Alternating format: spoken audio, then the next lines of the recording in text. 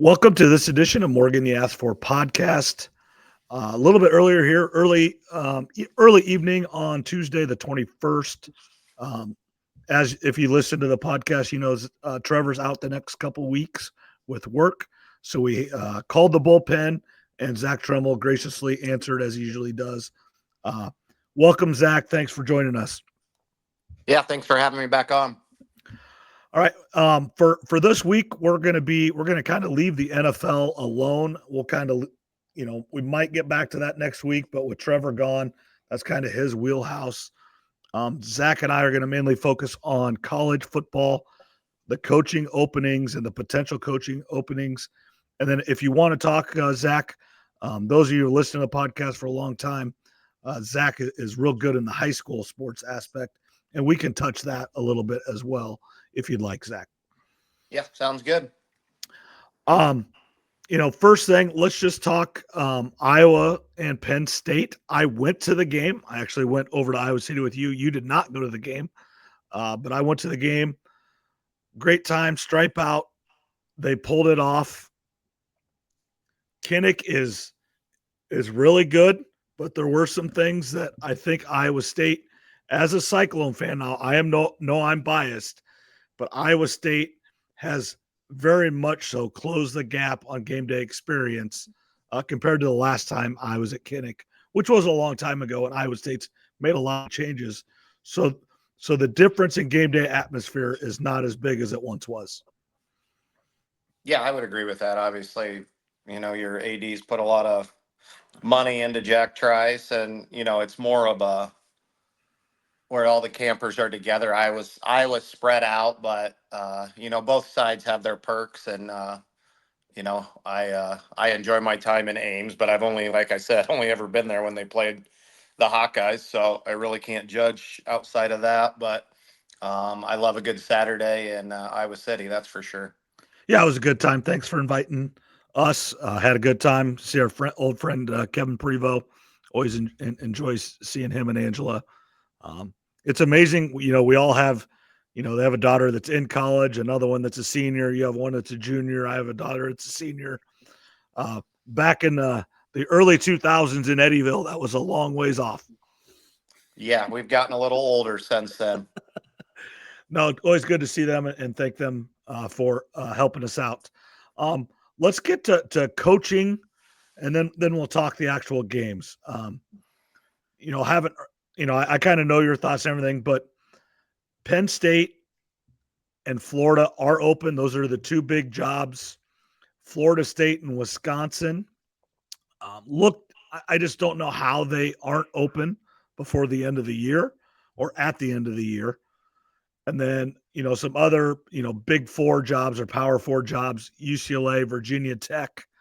I think that might be the power four jobs. You got Oklahoma State, which yeah. I actually thought when kind of Texas and Oklahoma left that they might, take over as the power in the Big 12, and they have just went the exact opposite as what I thought. They haven't won a Big 12 game. Yeah, it's crazy because they were right there, knocking on the door with Oklahoma for a long time there. They would beat them, and I don't know what happened there, but I think that's still could be a decent job. You just never know anymore with this day and age. Yeah, and the one thing with Wisconsin, let's go to the Wisconsin. They've got beat 37-0, 34-0 the last 2 weeks by Iowa and Ohio State. And Fickell looked to be a great hire. It just has not worked out. I'm amazed that he is not fired yet. And that goes to show you the differences in the top money of the Big Ten, Penn State, Michigan, Ohio State, probably USC and Oregon, and that little five group. And then the next group, or maybe even the group after that. I think Wisconsin's having a hard time justifying $21 million to fire Fickell. I think that's what I saw. Then you're going to have to pay, $50 million to hire a new coach. And so you're talking, and then now you got to start paying the $21 million. You're talking $100 million you got to come up with that some schools just are unwilling to do. And Wisconsin might be one. And then also looking at the potential job openings, who are you going to get at Wisconsin that's better in the immediate future, or do you wait another year? Hopefully it gets a little bit better, and then all the money goes down a little bit just with another year. Yeah, I mean, and I believe they go to Oregon this week, so you're looking at probably a 50-point beat down this week as well. And I just don't know how long you can hold on though when your fans. It's kind of like how Iowa basketball was at the end, and I feel like Iowa basketball might even been a little more successful than what we're seeing with Wisconsin right now on the football side. So I don't know. I mean, would James Franklin go there? Because I think that would be an instant upgraded hire. But I mean, he could be in the mix for a bigger job as well. I think Florida's going to be interested in him. Yeah, he didn't. He definitely, I thought, helped himself with his game day appearance on Saturday. He, answered all the right questions. Sounded like he's business as usual, and they're gonna get the national championship somewhere else. I thought his interview was class act and spot on. Yeah, and he's really good at that. I still really want to know.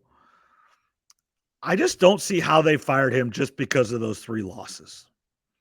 Yeah. There has to be something behind the scenes that he made the wrong booster mad, or maybe the booster just said he's done. He can't win the big one and he's done. But there has to be something behind the scenes that made it go that fast. And until I'm proven wrong, I will always believe that. Yeah, I did not think he deserved to lose his job. I mean, he's won Rose Bowls, Fiesta Bowls, was a 2-minute drive from the national championship. And heck, they were in overtime against Oregon, or they'd be the number 1 team in the country. And who knows if they're going to lose at UCLA. But I did read a little thing that Urban Meyer said they have to know who they're going to hire already if you fire him like that. Right. I don't know if that's true or false, but I don't know who that is. That's just going to come in and be this amazing name unless it's Nick Saban, Urban Meyer. But I just don't see that happening. Right. And that's who we talked about last week. Trevor and I did, and I know you listen, and I do appreciate that. But I just don't see those 2 guys going there, and unless you've got it like almost in place that a Marcus Freeman goes there. That would be like the one guy that maybe. Yeah, but is Penn State a better job than Notre Dame? I mean, I don't know that. I wouldn't leave Notre Dame for Penn State, but I don't know. Yeah, and Marcus Freeman's solid, but I couldn't sit here and say he's a better coach than James Franklin. I mean, I think they're on par with each other. Right. Yeah, and Marcus Freeman's coming off a national championship game, and they've got 2 losses, but with their big win against USC, I believe they're going to be a huge favorite in the rest of the games, and if they're 10-2, they're going to the playoff. Yeah, they're a lock, and that's the beauty of that job. As long as they don't force them to go into a conference, they basically have they can lose 2 games a year and they're going to get in just off their name. Yep. Yeah, and Penn State has that name too. If Penn State is 10-2, they're in the playoff. Whether you win the conference, you're in the conference championship. It does not matter. If they are 10-2, they're in the playoff too. Michigan, Ohio State, Yep, I would agree with that as well. I mean, I just don't know. I would say Iowa's in the playoff if they're 10-2, 9 out of 10. I wouldn't say they're 100%, because if you go a 10-2 Iowa versus a 10-2 Notre Dame, and that's kind of your last 2 teams, they're going to take Notre Dame every time. But that would be your only argument. Now you get Michigan, Notre Dame. Now you're going to have an argument at 10-2, or an Ohio State, Notre Dame. I'd love to see the committee make that choice.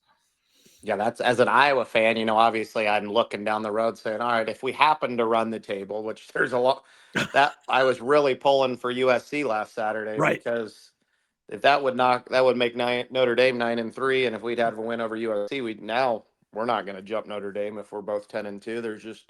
There's just no way. So, yeah, they have that brand name for sure, and Iowa won't be able to get ahead of them. Yeah, and then, so let's just say Franklin goes to Florida, or is there any? I mean, there's no way Florida would hire like a Brian Kelly, would they?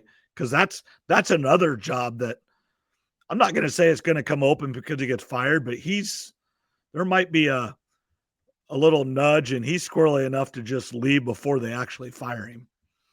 Could he weasel his way into a Florida State as another one that's probably going to get open? he weasel his way into Florida State or Florida. Yeah, it's going to be very interesting. I mean, if that LSU job, LSU might be the best job in the country. yeah, I I was mean going to say that jumps right to the top right away. And yeah, I don't know if Brian. I mean, he seems to be a decent coach. I don't know.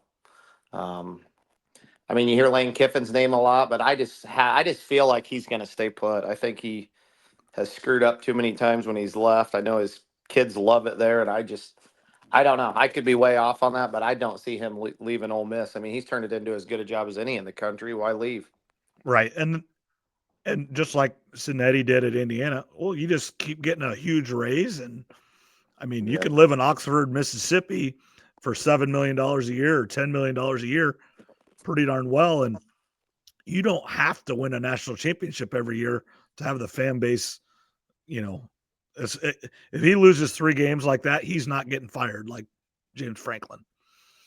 No, and he's built up. The fans love him in Oxford, and I think he's got a good thing going. And I'm kind of rooting for him again. There was a time that I liked him, then I kind of wasn't real happy with him, and I've kind of went back towards him again. I mean, he's younger our age, and I just feel like Yeah. he's one of the up and coming coaches. He just got too much too early because of his name. He was the head coach at the Raiders at like 30 years old, and parlayed that to go back to Tennessee and USC, and he was just too young for all that. I mean, and I think him going to Florida Atlantic, and then obviously working for I think working for Saban was really good for him because he got his butt chewed probably for about the first time in his life. Yeah, I agree, and it's just. I mean, I don't think we're done seeing the coaches being fired. Just the way No. with what Cinetti's done at Indiana, this is just it's Oh, going to yeah. cause everybody. I mean, you see Texas lose 2 more times, he's going to be on the hot Yeah. seat real fast too, and that all of a sudden turns into maybe the best job in the country. So it's just a constant. It's going to be a constant cycle. And as I said, I'm not so worried about the jobs that are open right now for Matt Campbell. I might be worried about the guy that leaves for that job. That's the next, because I'm with you. I don't think unless 5 or 6 guys turn down Penn State, I don't know if Matt Campbell can get that job. Yeah, I mean that would be the one I think would maybe leave if he was offered, but Right. like you talked, maybe Nebraska comes Yep. open if he looks at that, but you look at it, the last 10 years, is Nebraska even a better job than Iowa State? I mean, the resources are there, but I don't know. He's kind of, he's got a place that he loves and he's winning at. And I get it. The Big Ten's probably going to have 4 spots locked in every year, but the way it is right now, the Big 12's not quite as good. So I think you got a shot at legitimately getting through there and maybe winning the Big 12. You never know. Yeah, I mean, with what happened last week in the Big 12, Iowa State jumped from probably about 1% of getting to the championship game to about 20% now. If you obviously you have to run the table, but the odds jumped a lot higher with a couple teams losing. Yeah, and there'll be more losses. I mean, there's some. Yeah. I mean, I don't see BYU running the table by any. Obviously, Iowa State isn't a must-win this week, or it is over for them. But Right. I Yeah, think they have a pretty good shot this week. they're I know in our chat guys were giving me a little crap, but if you listen to any person that bets regularly, this is an auto play Iowa State, just like it was an auto play Colorado and it was an auto play Cincinnati. The last 2 times Iowa State played the ranked team on the road that's an underdog. They're begging you to take the ranked team. Mm-hmm. I really like Iowa State in this spot. I think they could get them by double digits, to be honest. I hope so. It'll be a good game. I mean, obviously, I'm going to go. We'll be there. I have not been to Jack Trice Stadium since the Iowa State game. How about that? How many home games have you missed? 1 or 2? One. Oh, geez, that seems like 2 months ago. Well, we've had 2 byes, and then we were at Arkansas State, at Colorado, and at Cincinnati. So it's like 6 weeks, and then I missed it. I missed a game right in the middle of it. I would think. I mean, is it sold out? Yeah. Yep. Yeah, I would think it should be a rocking atmosphere there. Yeah, I'm not 100% sure. It might be homecoming. I don't know that for sure. It is homecoming. I know that because my niece told me that. Yeah. So that's one thing that I've never gotten a big deal about. I don't know. It is what it is. It doesn't change. I don't go back and go walk through my old college buildings or anything else like that. I don't care that much, I guess. Yeah, I'm with you. It's not like, I don't know. I feel like high school homecoming's a little different than college, but I also didn't go to Iowa or Iowa State, so I'm probably not the best judge of talent on returning for homecoming in college. Yeah, I mean, and I know you're a little closer to home, but even I've never been back to Adair Casey for a homecoming. Yeah, I I haven't mean, either. I was coaching and involved in football for 20 years after I graduated high school, so it just wasn't in the cards. And now it's just I'm not going back. I mean, I probably should. They're one of the best teams in the state, but I think our homecomings are more at the schools that we teach now. Those are right, the yep. homecomings that we deal with. And I teach at the elementary, so that the only thing we really do is the dress up days. I mean, we don't. Yeah. You're at the high school and the middle school where you do your events and things like that. And but yeah, I mean, it is what it is. So if you had to make a guess at who do you think is going to be the Penn State head coach?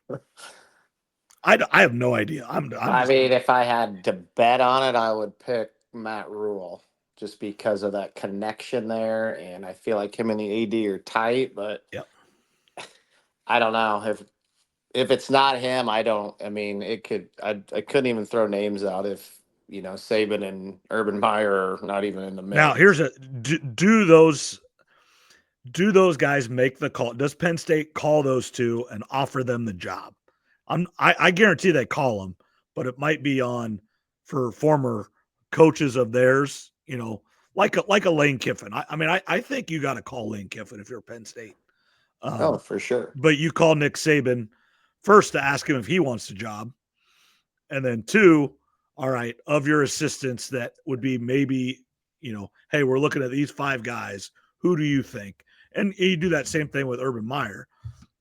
We think these five guys. Who do you think? I mean, that's just the AD doing a good job and uh, doing their due diligence. Because Urban Meyer and Nick Saban are the two best college football coaches in the last two generations. Yeah, I mean, I think they got to be your call off. I mean, I would see if they're interested. That's Right. for sure. And then if you're not, yeah, pick their mind a little bit. I mean, I don't know who they're. I'm sure Lane Kiffin's going to be thrown out for sure. I mean, isn't Matt Campbell something has some connections with Urban Meyer too? Urban Meyer hired him at Toledo, but I think he got the head coaching job, so he Okay, didn't leave. so I knew there was Because something there. because So I'm sure. Tim Beckman, who was the head coach at Toledo, took the Illinois job, and so obviously they're all essentially looking for a job, going to Illinois with him, or you don't know who's going to get the head job. So I think Campbell was going to go to Ohio State, which probably would have been a good move for him. But when you get offered the head job, that's hard to turn down. Oh, for sure. And it worked out for him. I mean, Yeah, I don't know. I mean, I don't. Other names that are just out there, like Pat Fitzgerald, I think he could land somewhere. I don't think he's got quite the name to could go to. could he be a Wisconsin guy? I think he could. I mean, I think he would actually do really well Oh there. yeah, I mean, Wisconsin, Stanford. I mean, they're kind of like Yep. Northwestern. Yep. I think he's going to definitely get a second crack at it for sure. Well, and I mean, essentially proven that he didn't know. Yeah, they Now, made a statement that they didn't. So right, like now there's an argument to be made that he should have known. You're running the oh yeah, program, but for sure. And I don't. Obviously, when Trevor's on here, he likes to talk. He thinks John Gruden's going to be coaching somewhere next year. So I just I don't know I where don't. that's going to be. If it's in college or maybe Arkansas or something like that. I don't know for sure. I mean, you look at Arkansas's got unlimited money. They got Calipari for basketball, so the money's there. Calipari's not going there if it's not a guaranteed big money for him and big money for his players. I mean, that's just the reality of it. Yeah. Dan Mullins at UNLV could go somewhere. He's obviously can coach. He's wins everywhere he goes. Yeah, he is still getting paid by Florida, by the way. I heard that today. So I did Florida's hear going to be that. paying. Florida's going to be like Kansas, or going to be like Notre Dame, where they're going to be paying 3 or 4 coaches here real soon. Yeah. And I guess when do you think Penn State makes this hire? See, that's the thing, is it depends who it is.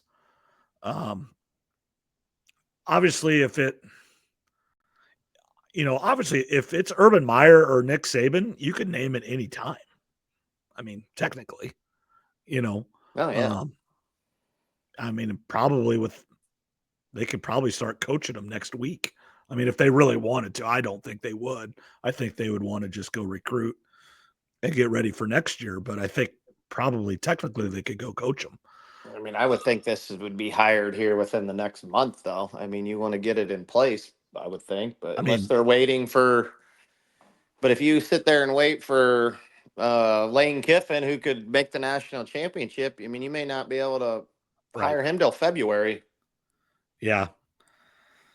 Does it, Matt Rule, they're not going I mean, most likely not going to the playoffs, not going to the Big Ten championship game. Does he do a Bobby Petrino and just leave during the season? I don't know. Yeah, That's really hard to do. I don't care. He may want that job, and you can agree to it in principle. But you want to announce it, but I just don't think you can announce it till Nebraska season's over, or at least till the regular season's over. and I mean, I get it if he loses like 3 in a row here, then all of a sudden he doesn't look like a great hire anymore either. Right. So, I Yeah. mean, do you even want to hire him? So if he keeps winning, it looks like a good hire, but then you're waiting, and I don't know. It's a tricky spot to just can a coach that early, especially. I mean, even the Florida coach, he gets fired after a win. It's like, Yeah. man, I don't get it, but they must have they must have a plan in place, or they've got some boosters that are highly influential, and I'd probably lean that way, where they're like, he goes now or our money goes. Right. It's one of those. I'm willing to write this check today, but if he's still the coach in a week, that check is not involved, or it's not near as big. One or the other. For I mean, that sure. that has to be what's. I think that's what's happening at Penn State too. Um, there's rumors there that was Adidas money. Adidas did not want James Franklin. So, I mean, those It'll are the be people. interesting. Those are the people that pay the bills, and so I guess the AD and the administration has to follow their lead. Yeah, and then these coaches, they get hired here, then 20 new coaches in 3 years. I'd say 70% of them are fired again. Well, I that's mean, that's what who was I might have been Travis and Ross. yeah, they There's were 11 talking about. coaches, openings right now. They said in 4 years how many of them are still there, and I think Ross said like only a quarter of them are still at their job in 4 years, and it's probably true. Yeah, I'd be shocked if it's more than 5. Yeah. So I mean, it's craziness, but and you can make the argument of why do they get paid so much, but that's why is because you can get fired in the turn of a hat, and then all of a sudden you're out. So you make $100,000 a year. That doesn't work that way. So For sure. all right, now let's talk more games and kind of future schedules and how it looks. Um, let's go Iowa in the Big Ten first. Big win, not pretty, but Penn State was a better football team Saturday against Iowa than they had been. Well, since the Oregon game. I mean, I think they played well against Oregon. They just got beat, and that's okay. There's nothing. Oregon's really good. Oregon can win the national championship. Yeah, For I whatever mean, reason, they had stopped listening to Franklin or his message. He quit on them or they quit on him. I don't know what, but that was a better football team on Saturday. And then Iowa tried to hand it to them on some very uncharacteristic penalties, interception on the first drive, which Iowa State and Iowa both have the problem. Their receivers cannot catch a football. And, in Iowa's case, you can't throw the ball very well anyway. So when you are open and the quarterback puts it on your chest, you better freaking catch it, not let it hit your chest. Yeah, I thought Gronowski played great. That was Yeah. not on him. That was a No. perfect pass. Should have been a first down. And Yep. next thing you know, we're down. Well, we get him down and stop him actually on Yep. 4th and 1, but decide. And again, you never see an Iowa defense line up offsides like that. I mean, Right. they shot themselves in the foot, and then we have the most conservative coach in America, and all of a sudden he tries a 66-yard field goal, and I mean, he knew it the second it happened. He's like, I mean, he was in tears over how bad of a Right. decision he made, and that's just not him. And they were very fortunate to pull that out. I think Gronowski's earning his paycheck. He just keeps getting better and better, and he's really impressing Hawkeye fans right now. Yeah. He is not the best quarterback that they've had at Iowa in a long time, but he is the best quarterback position player. Just he is showing what they are. He is just a winner and a fighter. I think I heard today where his knee is getting better. People were a little bit worried that um, it was kind of always going to be a tough go the rest of the season, but he said it is feeling better. Um, Looking forward to the bye week. They got a bye week after this week, right? Yes, they have a bye week. Before Oregon. So, Correct. and then as we talked about earlier, it's not a guarantee, but for Iowa with only 2 losses, only one loss in conference play, everything is still up and you know available to you. You beat USC at USC, you beat Oregon. You're all of a sudden second, third, fourth in the Big Ten. You could be playing for a lot more down the road. Yeah, that's the thing of this. It started off pretty ugly. We went to Iowa State at that first quarter. I thought we were going to get blown out, and then fought kind of back into it, and we've just slowly gotten better. And yeah, as of right now, everything is still on the line. Everything to play for. It's just that this team's just paper thin on what could happen. I mean, I don't think losing to Minnesota is out of the cards. I mean, Minnesota No. looked pretty good last week, and if we come out and have those mental mistakes like we did last week, and it's gone right there. So hopefully, if we could, I think if they play the way they normally play on defense, take care of the ball, catch the ball, beat Minnesota, you're setting up one of the bigger games in Kinnick in a long, long time when Oregon comes. Will you go to that game if they win against Minnesota? Will you go to Oregon? My nephew's decided he was going to get married on that day, so I am out on that. So yeah, I got to be at a wedding at 4 o'clock. So if I'm guessing it's going to be, it sounds like they can't play night games, so it's got to be I 11 or 2:30, I think. And I I would don't think almost they'll. guess if Iowa and Oregon are still no more losses between them, I'd have to look at some other games, but that would be a prime candidate for big noon kickoff. I think. I Yeah, mean, that's what I just think too. just depend. I don't know who else plays. There might be another big game, so I shouldn't say 100%, but it would definitely be top 2 or 3 games to be considered for it if Iowa and Oregon haven't lost between now and then. And that's not the time I'd want them to play, but it is what it is. But it'll still be a big game. Oregon's, what's that, 9 o'clock in the morning time Yeah, that they'd normally be playing. So yeah. I think if I'm Iowa, that's when I want to play it. I know for you personally, you'd like it to be at 7 o'clock after the wedding, right during the reception. Perfect. Watch a game. for sure. Have some drinks and enjoy family and friends. That's a pretty good reception right there. But that's what makes this Minnesota game so big, because if you overlook them one bit, and they beat us a few years ago on Yep. the fair catch call. So Yeah. we'll see. I mean, everything's still in play, and if they can take care of business, it's going to be a fun 2 weeks. Got to going into a bye, ready for the biggest game of the year, and there'll be a lot of excitement. Yeah, and then kind of rest of the Big Ten. Ohio State's the best team in the country, and I don't think it's close. And then right now, Indiana's the number 2 team in the country, and I don't think it's close. I think there's a separation between Ohio State and Indiana, but with Miami losing, you could make an argument that maybe the second best team right now in the country is Alabama. They beat like 4 or 5 straight ranked opponents. Um, Vanderbilt looks good. I mean, they beat a really good LSU team. Um, so I mean, I think you're talking the two best teams in the country right now are the Big Ten, and then everybody else kind of falls into place in the Big Ten, and it's going to get sorted out over the next few weeks. And just the last thing on Iowa, November is one of Kirk Ferentz's best months of ever in coaching. I mean, if you look at his record in November, they are really, really good. Kind of like Matt Campbell has been in October in the past. I mean, not so much this year, but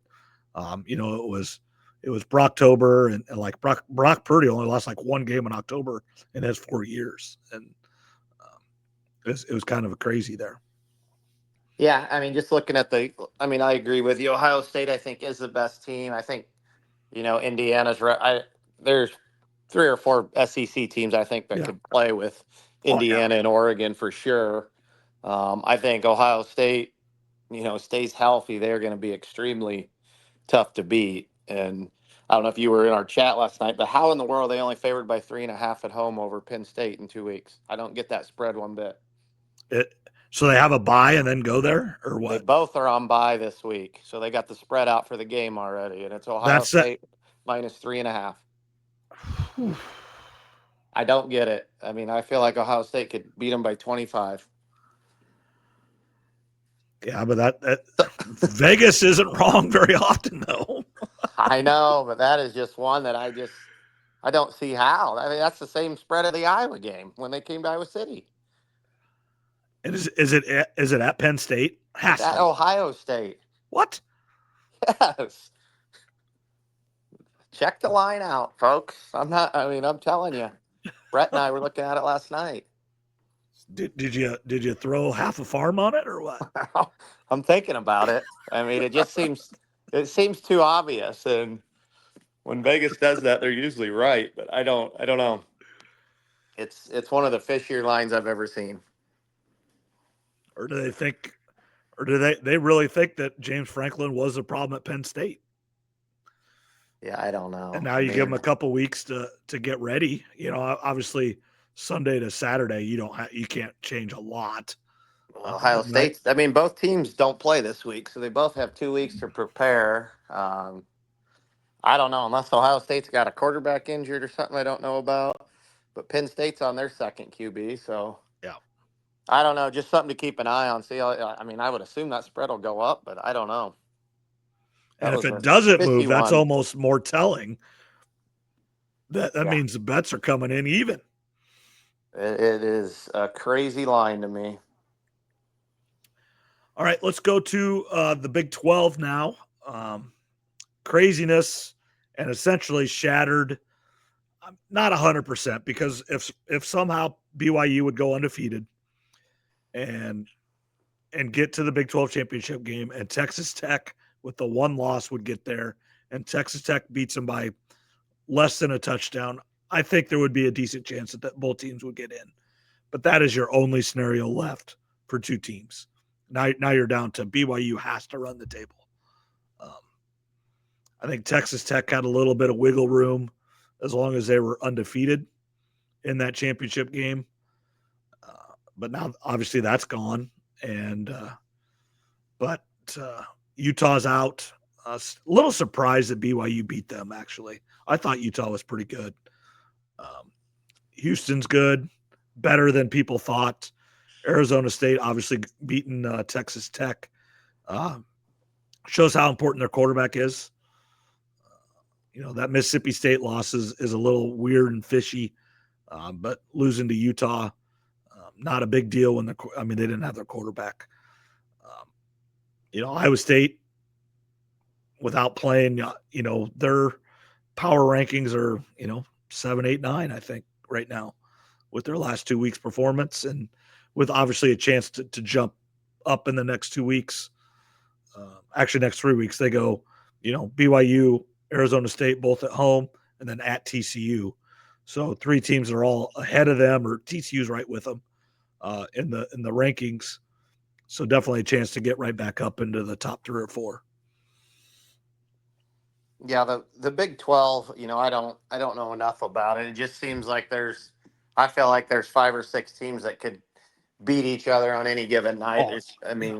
Texas Tech looked the part for a while. I mean, they got beat again. They could still obviously win out and win win the Big 12. But I mean, I just, you look at Iowa State, and I wouldn't be afraid of any team if they came to Jack Trice. I think you could beat Right. any team in there. There's not like you got Ohio State coming to town that Nope. you can't beat right now. No, It's just a BYU's matter ranked of 10th or 11th or 9, 10 or 11. I can't remember. It depends what poll you're looking at. But yeah, no team is scared to come in. And then your hardest road game is at TCU, which isn't easy, but it's not, it's not going to be 100,000 people yelling at you. It's going to be 30,000, 40,000 people. That's just what they get there. And then Kansas again at home. And then you finish at Oklahoma State, which should be a relatively easy win. yeah, that's Even not good. though it's at Oklahoma State, because you were kind of worried about that going in, that might be Mike Gundy's swan song. Like maybe they've already announced he's fired or resigned, whatever, but they're letting them finish out the year. Well, obviously that didn't happen. So, yeah, and they look really, really bad. So, No, I just say, as a outsider for Iowa State, I think these next 2 weeks are going to be yeah, huge for the season. I mean, you go 2-0 and you still have everything to play for. I mean, you're not eliminated, but you lose one, it's going to be awfully, awfully tough to do much more after that. yeah, and and this is just what expectations do. You win these next 2 weeks against really good teams, and you're just telling yourself, man, you should be freaking 9-0 and ranked about number 6 in the country. And then you got everything out in front of you, because at Cincinnati and at Colorado, Cincinnati has proven that I think they're better than everybody thought. They're actually undefeated in the conference. Their only loss is that loss opening night on a neutral field-ish against Nebraska at Arrowhead. But they are still undefeated in the conference. They're actually tied with BYU. So I think they're better than people thought. But the Colorado loss is inexcusable. Colorado is not as good a football team as Iowa State, and that was just bad playing. Yeah, that was one of Rocco's worst games that I've ever seen him play as well. But he'll bounce back. I'm quite confident. Yeah.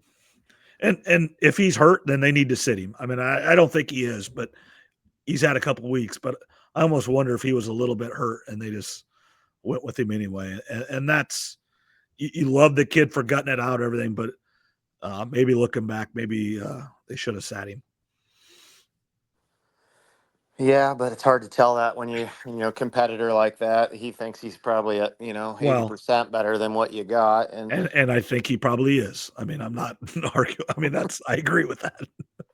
It's a slippery slope. I thought Gronowski comes in at the end of that Indiana game. I think we win that game, and then everything looks different. And you're thinking, well, he played the next game, but I get it. I mean, you can just tell he's a competitor, so he must have been hurt, because there's no doubt in my mind he comes in, we drive the ball a little bit further and able to get a little better field goal, even though we still should have made it. But it is what it is. All right. And then, kind of SEC, Vanderbilt might be the real deal. Is Diego Pavia, is he a Heisman winner if they voted right now? I looked at the odds. He's in there, but it's the Alabama quarterback is Simpson. the favorite right now, and then the Indiana quarterback is second. But it's still wide open. Yeah. I mean, Ohio State's quarterback's in there. Ohio State's receivers in there. I don't think anybody's really jumped out and taken the lead right now. I mean, it's going to come down to the second half of the season on who will win that Heisman, in my opinion. That's a coach that you don't hear a lot about, but he has to be getting looked at by these jobs, don't you think? The Vanderbilt coach?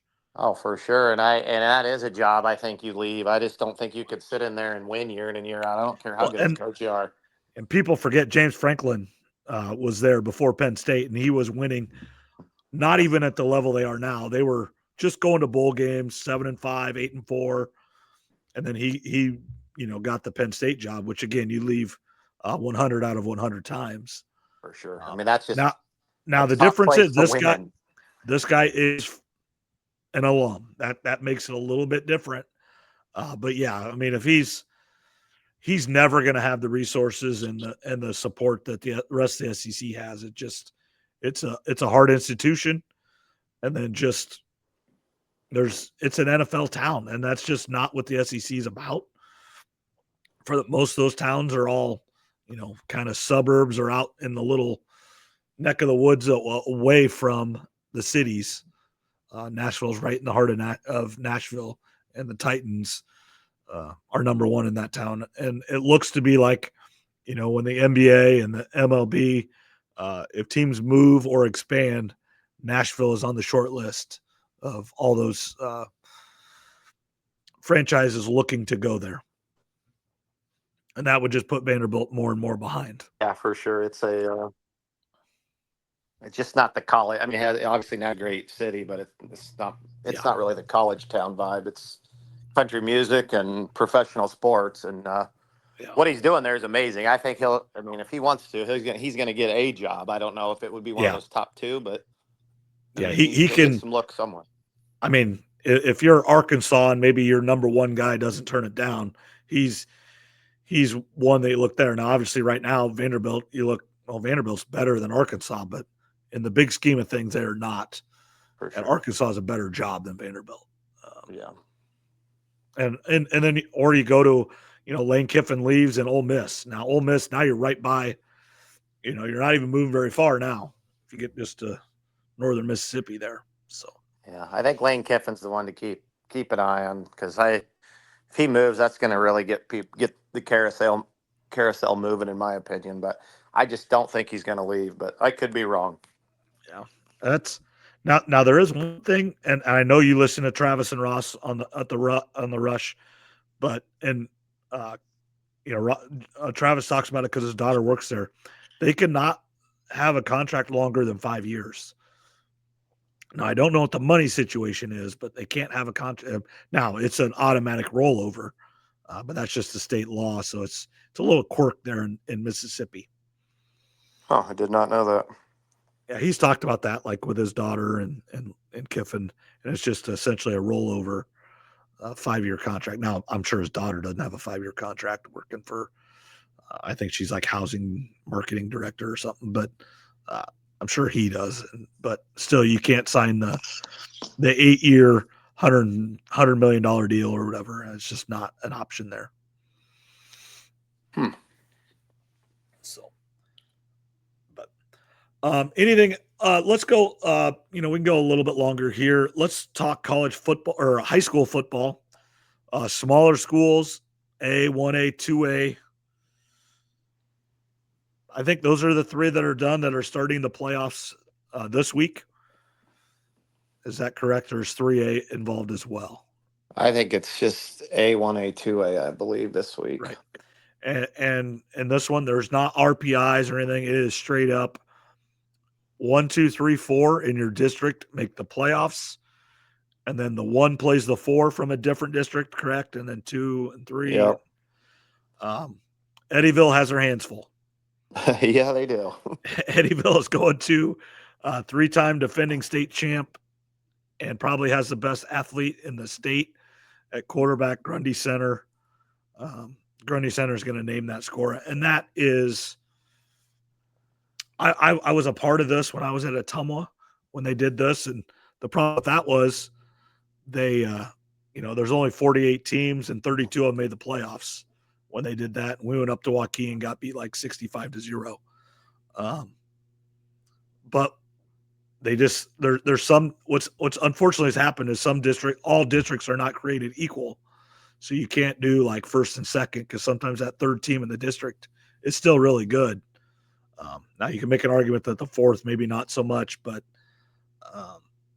it does give every kid a chance, more kids a chance, and I guess that's what they're trying to do. But there's going to be a lot of blowouts this Friday night in small schools because the best teams are playing the not as good teams. Yeah, I mean, you're not going to be able to, it is a playoff game, but like you said, those 1 seeds they're going to come in and they're going to hammer you fast and get their starters out of there, and you're going to see a lot of 40, 50 plus scores at halftime, in my opinion, with those 1 and 4 seeds. They want to get it over with, get their starters out, and get ready for the, round 2 where it starts to get a little more difficult.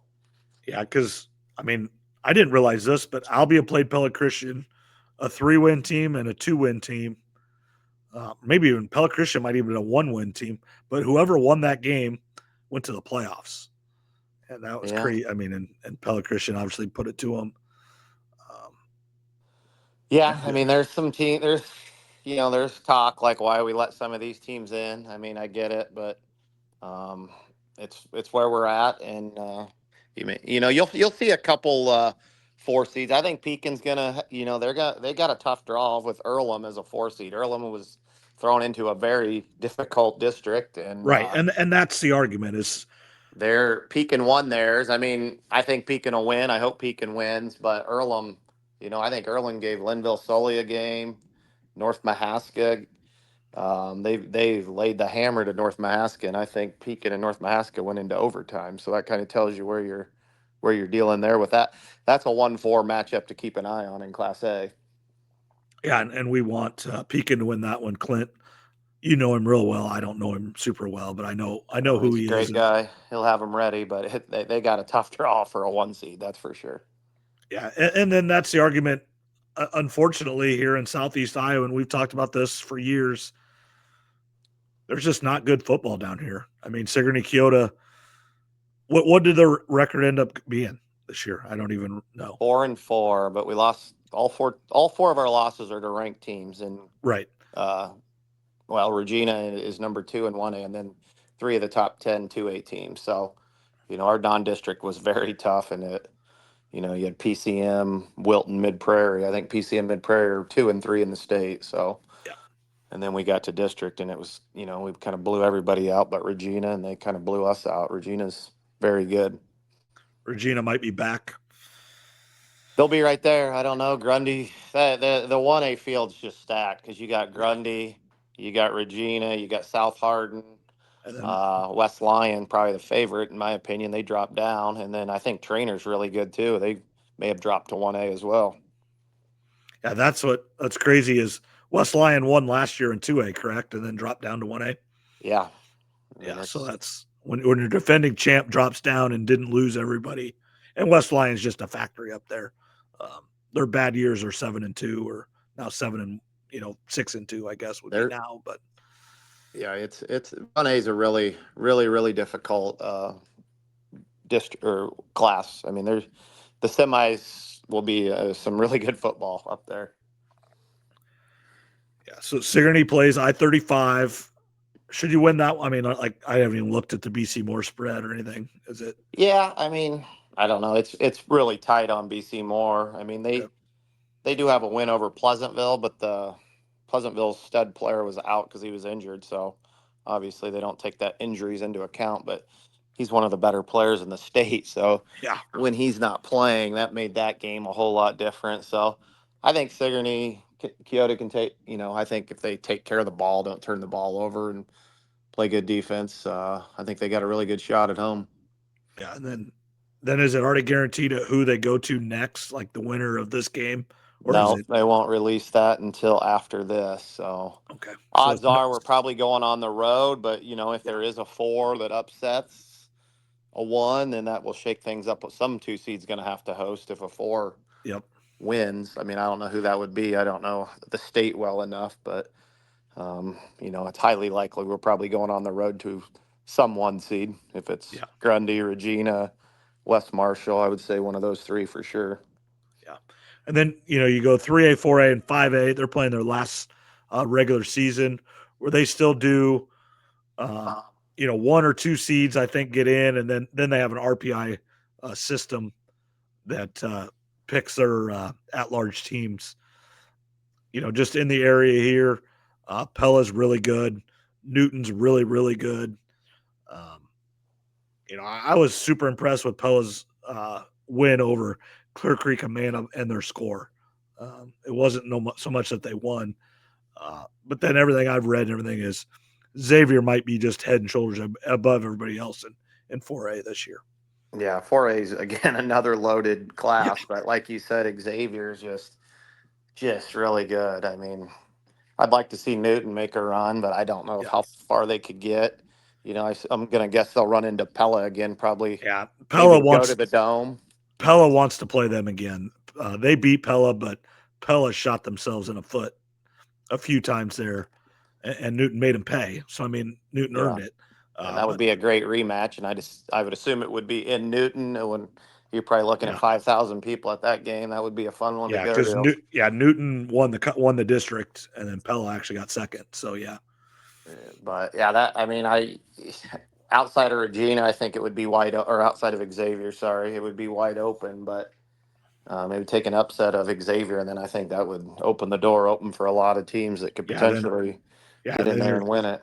I mean, I think about the next 4 teams, and then you could kind of draw whatever order you want is Pella, Newton, North Polk, and ADM. I mean, those 4 I think schools. Decorah is decent too, but they Is, got just pummeled by Xavier, so it kind of puts an end to that argument a little bit, I yeah, guess. yeah. And see, and That's Decorah is always, they're always good up there. They just don't have, obviously they're a long ways from here, so we just don't hear about them. And then they just don't.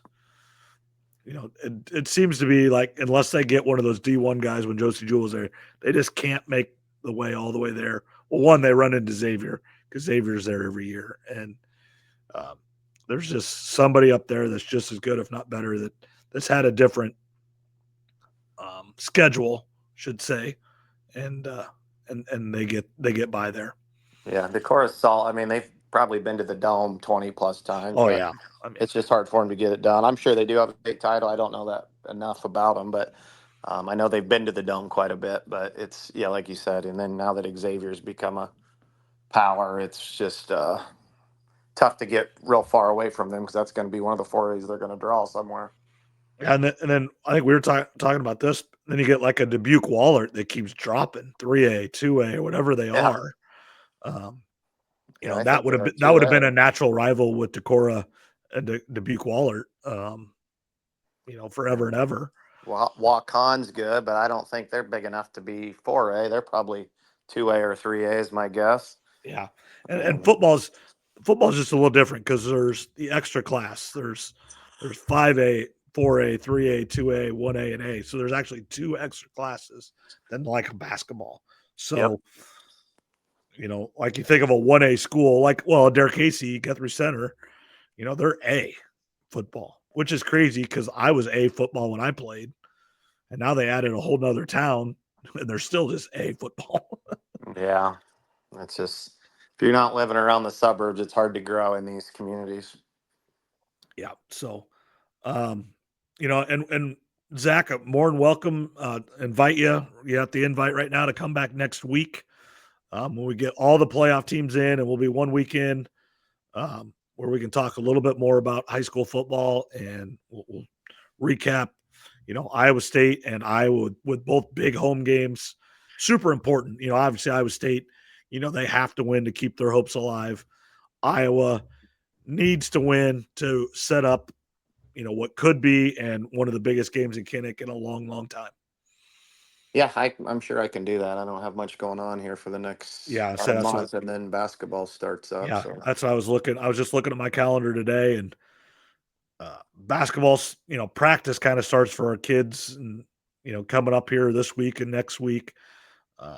But once December hits, I'm going to be sitting in a gym or refereeing a game 3 or 4 times a week, and then actually about 4 or 5 times a week if you count the weekends. So, but that's what I love to do, and be around sports and be around kids and seeing them succeed and fight through difficult times, and that's what sports does for people.